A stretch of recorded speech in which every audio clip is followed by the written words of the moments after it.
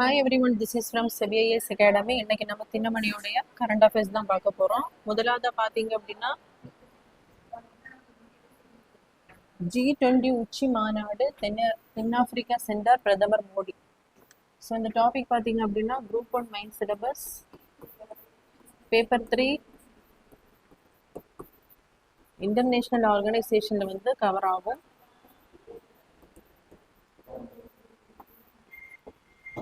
So இந்த G20 மாநாடு அப்படிங்கிறது 20 நாடுகளுடைய அந்த கூட்டமைப்பு தான் நம்ம G20 கூட்டமைப்பு அப்படின்னு சொல்லுவோம். ஸோ இதில் இருக்கக்கூடிய நாடுகள் பார்த்தீங்க அப்படின்னா G7ல இருக்கக்கூடிய நாடுகள், அதாவது US, Canada, France, Germany, Italy, UK மற்றும் ஜப்பான். ஸோ அடுத்து பார்த்தீங்க அப்படின்னா பிரிக்ஸ்ல இருக்கக்கூடிய நாடுகள் Brazil, Russia, India, China, Saudi Arabia, south Africa. So next பார்த்தீங்க அப்படின்னா 2 முஸ்லீம் நாடுகள் இதில் இருக்கும். ஸோ அது எதுனான்னு பார்த்தீங்க அப்படின்னா துருக்கி, அதே மாதிரி சவுதி அரேபியா. ஸோ இது தவிர இருக்கக்கூடிய நாடுகள் வந்து Indonesia, Australia, Mexico, Argentina,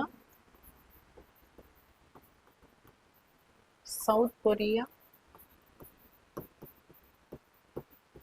and European நாடுகள், யூரோப்பியன் யூனியன். ஸோ இந்த 20 நாடுகளுக்கு இடையான ஒரு கூட்டமைப்பு தான் நம்ம G20 மாநாடு அப்படின்னு சொல்லுவோம். ஸோ இந்த வருடத்திற்கான அந்த G20 மாநாடு பார்த்தீங்க அப்படின்னா தென்னாப்பிரிக்காவில் இருக்கக்கூடிய ஜொஹானஸ்பர்க்ல வந்து நடைபெற போகுது. ஜொஹானஸ்பர்க். ஸோ இதுல நம்மளுடைய பிரதம அமைச்சர் மோடி அவர்கள் என்ன கருத்தை முன்வைக்க போறார் அப்படின்னா வசுதைவ குடும்பம், உலகமே ஒரு குடும்பம், ஒரே பூமி, ஒரே குடும்பம், ஒரே எதிர்காலம் அப்படிங்கிற அந்த கண்ணோட்டத்தை தான் இந்த மாநாட்டில் வந்து முன்வைக்க போறாங்க. நெக்ஸ்ட் பாத்தீங்க அப்படின்னா ஆப்பிரிக்க கண்டத்தில் G20 உச்சி மாநாடு நடைபெறுவது இதுதான் முதல் முறை.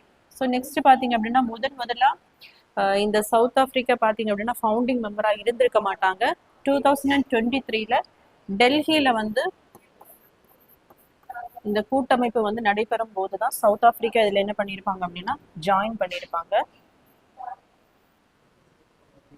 ஸோ நெக்ஸ்ட் பாத்தீங்க அப்படின்னா உலகின் மொத்த உற்பத்தியில் 85% வந்து இந்த G20 கூட்டமைப்புல இருக்கக்கூடிய நாடுகள் வந்து பங்களிக்கின்றன. அதே மாதிரி இன்டர்நேஷனல் ட்ரேட்லையும் 75% பார்த்தீங்க அப்படின்னா இந்த நாடுகள் தான் பங்களிப்பை வந்து அளிக்கின்றன. ஸோ நெக்ஸ்ட் பார்த்தீங்க அப்படின்னா உச்ச நீதிமன்ற தலைமை நீதிபதி PR கவாய் ஓய்வு. ஸோ இந்த டாபிக் பார்த்தீங்க அப்படின்னா குரூப் 1 மெயின் சிலபஸ் பாலிட்டி ஜுடிஷியரியில வந்து கவர் ஆகும்.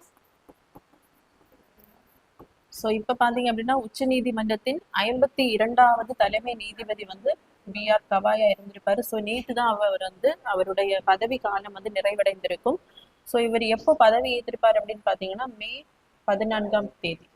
ஸோ இவருடைய அந்த முக்கியமான ஒரு கருத்து அப்படின்னு பார்த்தோம்னா இவர் பார்த்தீங்க அப்படின்னா 2வதாக ஷெட்யூல்டு கேஸ்ட்ல இருந்து தேர்ந்தெடுக்கப்பட்ட 2வது தலைமை நீதிபதி. ஸோ முதலாவதாக இதற்கு முன்னாடியே ஷெட்யூல்டு கேஸ்ட்ல இருந்து ஒருத்தர் வந்து தலைமை நீதிபதியா இருந்திருப்பாரு. அவருடைய பேர் பார்த்தீங்க அப்படின்னா KG பாலகிருஷ்ணன். ஸோ 2வதா ஷெட்யூல்டு கேஸ்ட்ல இருந்து தேர்ந்தெடுக்கப்பட்ட தலைமை நீதிபதி யாருன்னு பார்த்தோம் அப்படின்னா PR கவாய் அவர்கள்.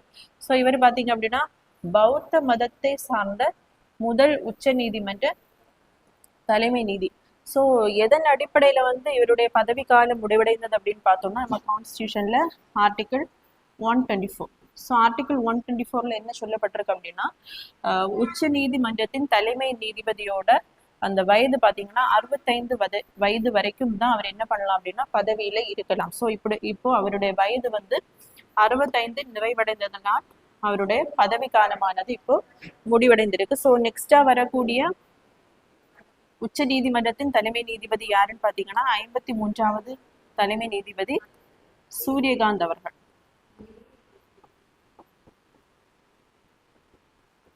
ஸோ இதுவே நம்ம ஹைகோர்ட்டை பார்த்தோம் அப்படின்னா ஆர்டிகிள் 1-17 கான்ஸ்டியூஷன்ல. ஸோ ஹைகோர்ட்டினுடைய சீஃப் ஜஸ்டிஸ் மற்றும் ஜட்ஜஸ்னுடைய அந்த பதவி காலம் பார்த்தீங்க அப்படின்னா 62 வயது. ஸோ இதுவுமே முதல்ல 60 இயர்ஸாக தான் இருந்திருக்கும். 15th கான்ஸ்டியூஷனல் அமெண்ட்மெண்ட் 1963 தான் என்ன பண்ணியிருப்பாங்க அப்படின்னா இந்த ஏஜை வந்து அந்த ஹைகோர்ட் ஜட்ஜஸ் மற்றும் சீஃப் ஜஸ்டிஸினுடைய அந்த பதவி காலத்தை என்ன பண்ணியிருப்பாங்க அப்படின்னா அந்த ரிட்டையர்ட் ஏஜை 60லேருந்து 62க்கு வந்து இன்க்ரீஸ் பண்ணியிருப்பாங்க. ஸோ நெக்ஸ்ட் பார்த்தீங்க அப்படின்னா 4 தொழிலாளர் சட்டங்கள் அமல் மத்திய அரசு அறிவிப்பு. ஸோ இந்த டாபிக் பார்த்தீங்க அப்படின்னா group 1 main syllabus paper 2 social development லாஸ்ல வந்து கவர் ஆகும். ஸோ ஏற்கனவே பார்த்தீங்க அப்படின்னா தொழிலாளர்களுக்கான 29 சட்டங்கள் வந்து இருந்திருக்கும். ஸோ அதை இப்போ என்ன பண்ணியிருக்காங்க அப்படின்னா 4 சட்டத்தின் கீழ் அதை வந்து சுருக்கி கொண்டு வந்திருக்காங்க. மத்திய அரசு வந்து அதை அமல்படுத்தி இருக்காங்க. என்னென்ன சட்டங்கள் அப்படின்னு பார்த்தோம் அப்படின்னா ஊதிய விதி 2019, தொழில்துறை தொடர்பு விதி 2020, சமூக பாதுகாப்பு விதி 2020 மற்றும் பணி பாதுகாப்பு, சுகாதார மற்றும் பணிச்சூழல் விதி 2020. ஸோ தொழிலாளர்களின் அந்த பாதுகாப்புக்காக தான் இந்த சட்டங்களை வந்து கொண்டு வந்திருக்காங்க. ஸோ அவர்களுக்கு வந்து சரியான ஊதியம் வந்து கிடைக்க வேண்டும், ஊதியம் கிடைக்கணும். அதே மாதிரி அவர்களுடைய உடல் நலன் வந்து பாதுகாக்கப்பட வேண்டும். அவர்கள் என்ன பண்ணக்கூடாது, சுரண்டலுக்கு வந்து ஆளாக்க கூடாது. அதற்காக தான் இந்த சட்டங்கள் எல்லாமே தொழிலாளர்களுக்காக கொண்டு வரப்பட்டுள்ளது. ஸோ இதுல என்ன புதுசா ஒரு ப்ரொவிஷன்ஸ் ஆட் பண்ணியிருக்காங்க அப்படின்னா முதல் முறையாக உணவு விநியோகம் உள்ளிட்ட துறைகளில் தற்காலிக பணிகளான கிக் தொழில், பிளாட்ஃபார்ம் தொழில் மற்றும் அக்ரேட்டர் இணையவழி விநியோக நிறுவனம். ஸோ இந்த தற்கால பணிகளுக்கான அதை குறித்து வந்து விளக்கம் வந்து இந்த சட்டத்துல வந்து சொல்லப்பட்டுள்ளது. ஸோ நெக்ஸ்ட் பார்த்தீங்க அப்படின்னா துபாயில் தேஜஸ் போர் விமானம் விழுந்து நொறுங்கி விமானி உயிரிழப்பு. ஸோ இந்த டாபிக் வந்து எதுக்கு ரிலவென்ட்டாக வரும் அப்படின்னு பார்த்தீங்க அப்படின்னா group 1 main syllabus paper 3 science and டெக்னாலஜியில் DRDOல வந்து வரும். ஸோ இந்த விங் கமாண்டர் அப்படிங்கிற அந்த அஃபிஷியல் ரேங்க்ஸ் பார்த்தோம் அப்படின்னா முதலாவதாக ஏர்ஃபோர்ஸில் இருக்கக்கூடிய அந்த ஹை அஃபிஷியல் பார்த்தோம் அப்படின்னா ஃபஸ்ட்டு மார்ஷல்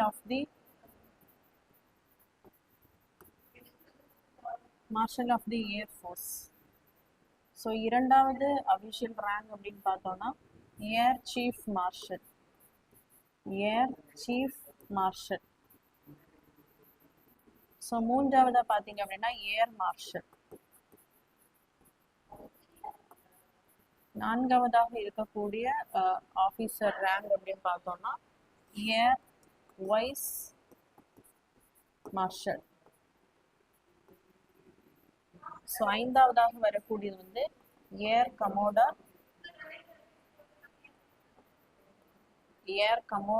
ஆறாவதாக வரக்கூடியது குரூப் கேப்டன். ஏழாவதாக வரக்கூடியது விங்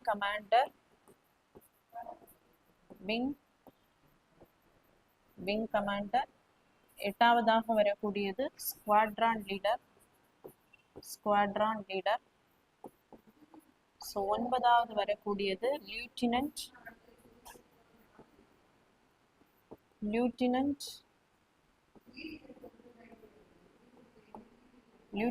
ஃப்ளைட்டர். ஸோ 10வது வந்து ஃப்ளையிங் ஆஃபீஸர்.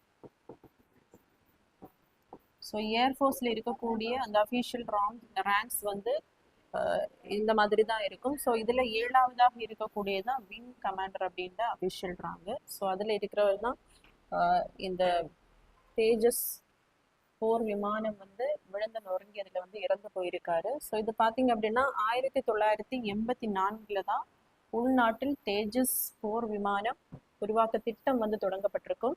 2016 பார்த்தீங்க அப்படின்னா விமானப்படையுடன் இணைக்கப்பட்டிருக்கும். ஸோ கடந்த 2021 ஆண்டு 48,000 கோடியில் 83 தேஜஸ் MK-1A போர் விமானங்களை கொள்முதல் செய்ய ஹிந்துஸ்தான் ஏரோநாட்டிக்கல் நிறுவனத்துடன் மினிஸ்ட்ரி ஆஃப் டிஃபென்ஸ் என்ன பண்ணியிருப்பாங்க அப்படின்னா ஒப்பந்தம் போட்டிருப்பாங்க. எகெயின் பார்த்தீங்க அப்படின்னா 2023 ஆண்டு வந்து 97 தேஜஸ் போர் விமானங்களை வாங்கவும் அனுமதி வந்து கொடுக்கப்பட்டிருக்கும்.